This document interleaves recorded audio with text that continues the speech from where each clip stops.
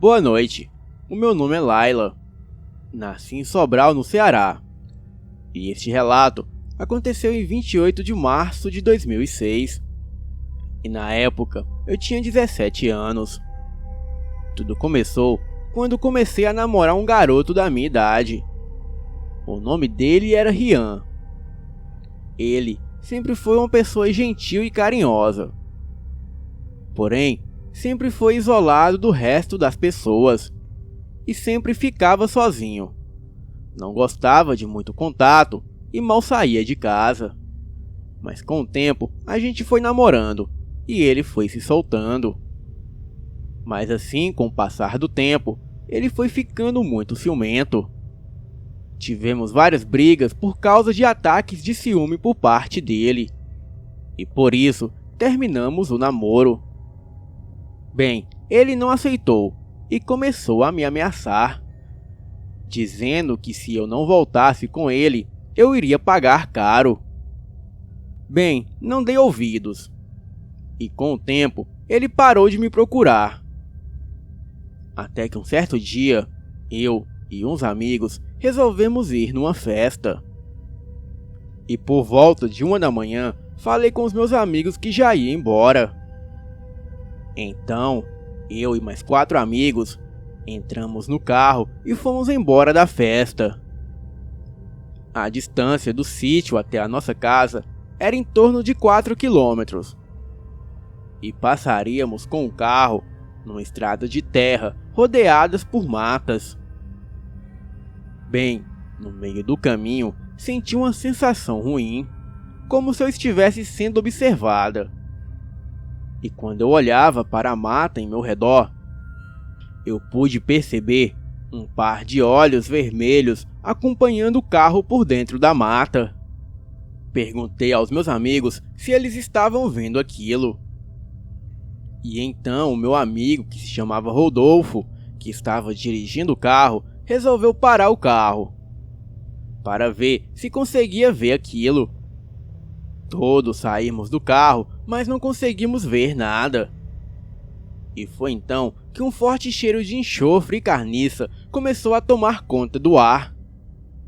Rapidamente, escutamos o som de mato se quebrando, e passos pesados começaram a vir em nossa direção. Neste momento, todos nós entramos para dentro do carro. E logo, aquela coisa saiu da mata, se revelando para nós. E o que vimos ali, parado em nossa frente, era uma criatura negra e muito esguia. O seu corpo era repleto de uma pelagem grossa e negra, e os seus olhos amarelos refletiam a luz do farol do carro. Um cheiro horrível de enxofre, carniça e cachorro molhado tomou conta do ambiente. Aquela coisa que até então parecia um cachorro enorme se pôs de pé e começou a caminhar feito um homem. Os seus joelhos eram dobrados para trás, e das suas mãos saíam garras afiadas. Aquela coisa se pôs à frente do carro, tentando levantar o mesmo.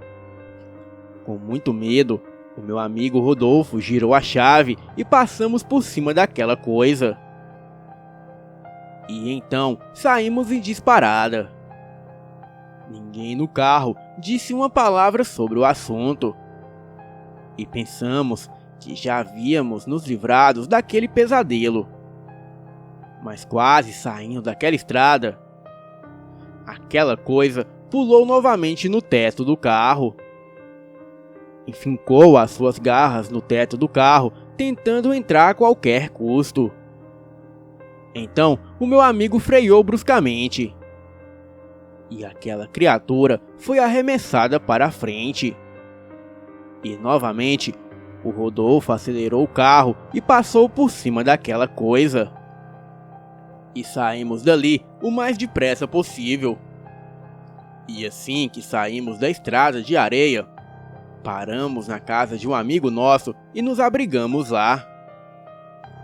Perguntamos a ele se podíamos passar aquele dia ali, pois tudo que desejávamos era que o sol nascesse logo. O nosso amigo nos acomodou no quarto de visitas. Então, todos nós ficamos ali aquela noite. Mas logo por volta de 3 horas da manhã, escutamos algo tentando entrar na casa. E novamente sentimos aquele cheiro de carniça e cachorro molhado. A criatura que estava ali fora chutava as portas e forçava as janelas da casa para entrar. Pedimos ao nosso amigo, que era dono da casa, para ligar para a polícia, e assim ele fez. A polícia levou em torno de 15 minutos para chegar. Mas antes dos policiais chegarem, aquela criatura rodeava a casa e com uma voz rouca aquilo dizia: "Se você não é minha, não será de mais ninguém." Naquele momento, eu tinha certeza que o lobisomem era o meu ex-namorado, o Rian. E assim que a polícia chegou, aquela fera já havia fugido para a mata. Contamos para a polícia que alguém tentava invadir a casa. E assim, eles registraram um BO. No outro dia cedo, quando voltei para casa, fiquei sabendo que o Rian estava no hospital em estado grave. E pouco tempo depois, ele havia morrido de hemorragia interna. A causa da morte foi dada como atropelamento. Este fato só reforçou a minha crença de que aquela fera era de fato o Rian. Bem, acredito que agora estarei livre dele para sempre. E espero nunca mais encontrar nada parecido em minha vida. Boa noite.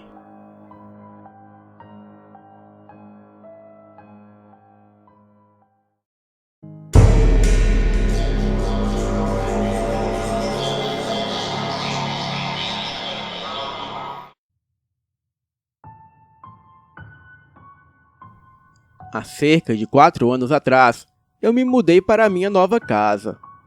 Ela não era uma casa nova, mas também não era muito velha. Tinha cerca de 10 anos e tudo estava bem. Até o começo do ano passado. Numa noite, eu acordei do nada, sem nenhuma razão aparente, e vi que a minha porta estava completamente aberta. E ali parado estava uma silhueta me olhando dormir. Aquilo não tinha rosto e parecia uma sombra, como se fosse uma pessoa. O quarto estava ficando cada vez mais frio. Aquela figura se virou e andou do corredor para o banheiro. Porém, eu só ouvi 3 passos. E o banheiro fica pelo menos 5 metros da porta do meu quarto. A luz do banheiro estava acesa. E ao invés da luz do banheiro brilhar com aquele tom amarelo como sempre, agora estava refletindo uma luz alaranjada que ficava pulsando. E aos poucos a luz ia ficando vermelha. Aquela figura voltou para a minha porta para me olhar novamente. Logo me veio à mente que eu estava ficando louco. Eu, mesmo estando desesperado, não conseguia me mover ou gritar. E o meu irmão mais novo, que tinha medo de dormir sozinho, continuava dormindo tranquilamente ao meu lado, sem saber de nada do que estava acontecendo. Momentos depois, eu pude sentir um peso na minha cama, como se alguém tivesse subido nela.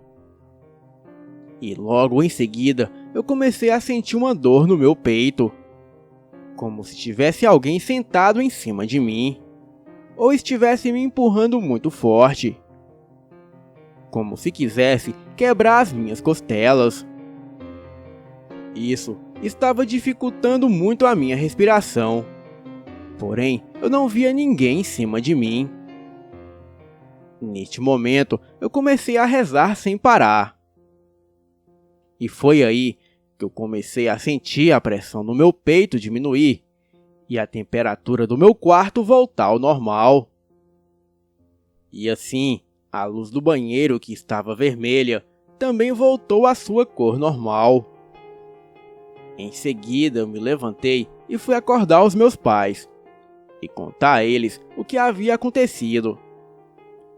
Bem, claro que eles não acreditaram no que eu tinha falado. Mas depois que muito insisti, a minha mãe pediu para o meu pai dar uma olhada pela casa. O meu pai olhou por toda a casa, mas não havia nenhum intruso. Então, ninguém mais me levou a sério. Mas a partir daquele dia, eu me recusei a voltar para o meu quarto. Então, os meus pais me colocaram para dormir no quarto da minha irmã. E quando todos nós estávamos subindo as escadas para voltar a dormir, eu pude ouvir aquela risada macabra de novo. Porém, ninguém mais havia ouvido, exceto eu. E por este motivo, eu não mencionei nada para ninguém. E durante todo o tempo que eu estava no quarto da minha irmã, eu pude ouvir passos pesados na escada e aquela risada sinistra.